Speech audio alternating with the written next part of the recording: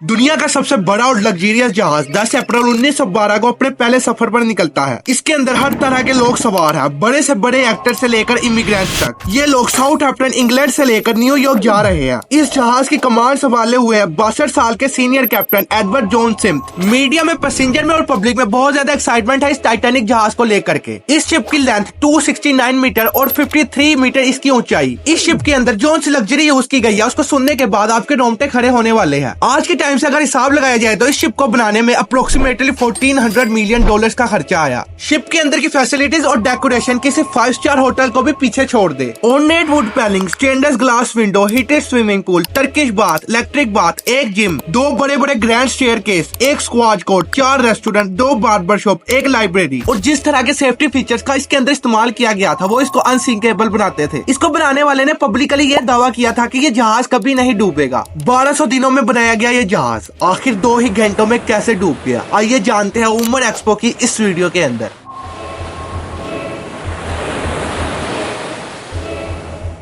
The Titanic was a new breed of luxury liner. Titanic left port in Southampton, England. Among her passengers were many of the wealthy and influential. The band played the gayest tunes and American ragtime dancers. Southampton से New York जाने में उस वक्त में 7 से 8 दिनों का समय लगता था, लेकिन कहा जाता है कि व्हाइट स्टार कंपनी जिसने ये शिप को बनाया था वो ये चाहती थी कि ये जहाज 6 दिनों में ही न्यूयॉर्क पहुंच जाए ताकि लोगों को इसकी रफ्तार का भी अंदाजा हो जाए। और ये भी कहा जाता है कि कैप्टन को फुल स्पीड में ये शिप चलाने के लिए इंस्ट्रक्शन मिले हुए थे।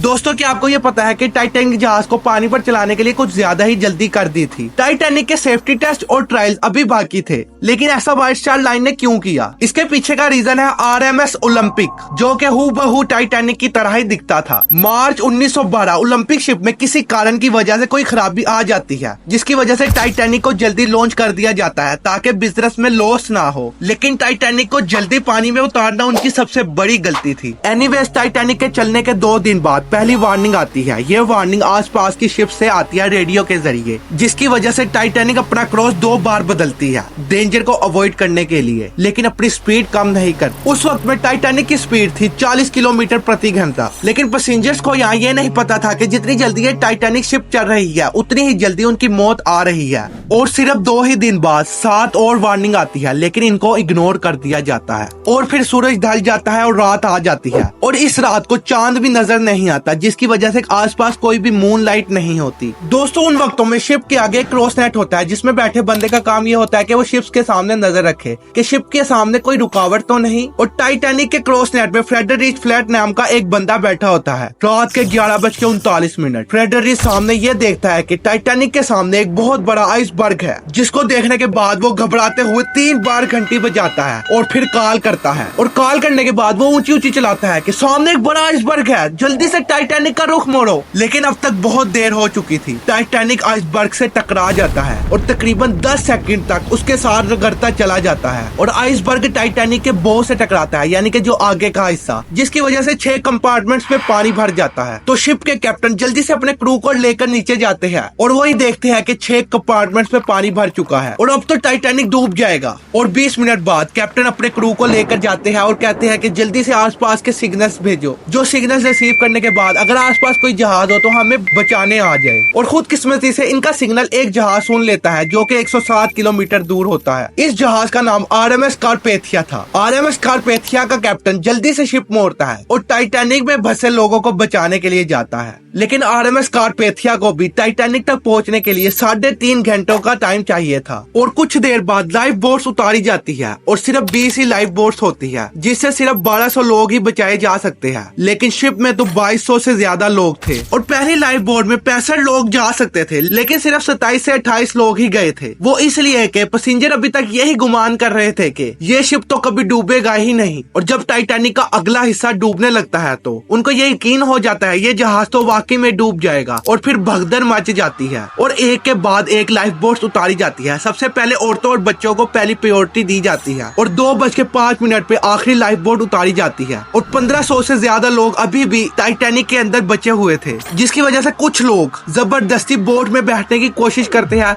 और कुछ लोग अपनी मौत का इंतजार करने लगते हैं और 3 घंटे भी नहीं लगते इस कभी ना डूबने वाली शिप को डूबने में। और शिप के डूब जाने के साथ ही कुछ लोग डूब गए और जिन लोगों को तैरना आता था वो हाइपोथर्मिया की वजह से डूब गए, क्योंकि उस वक्त समंदर का टेम्परेचर -2 सेल्सियस था जिसने मिनटों के अंदर इंसानों को मार दिया। और -2 के टेम्परेचर पर आपको पता है कि उन पैसेंजरों के साथ क्या हुआ होगा जो तैरना भी जानते होंगे। और टाइटैनिक के कैप्टन के बारे में ये कहा जाता है कि वो एंड तक टाइटैनिक के साथ ही जुड़े रहे। और कुछ लोग ये भी कहते हैं कि उन्होंने अपनी जान खुद ही ले ली। और तकरीबन 705 लोग जो कि बोट में बचे थे उनको सक्सेसफुली वो दूसरा जहाज बचा लेता है। उम्मीद करता हूँ मरेक्सो की ये शानदार वीडियो भी आपको अच्छी लगी होगी। तो मिलते हैं नेक्स्ट वीडियो के अंदर, अब तक के लिए गुड बाय।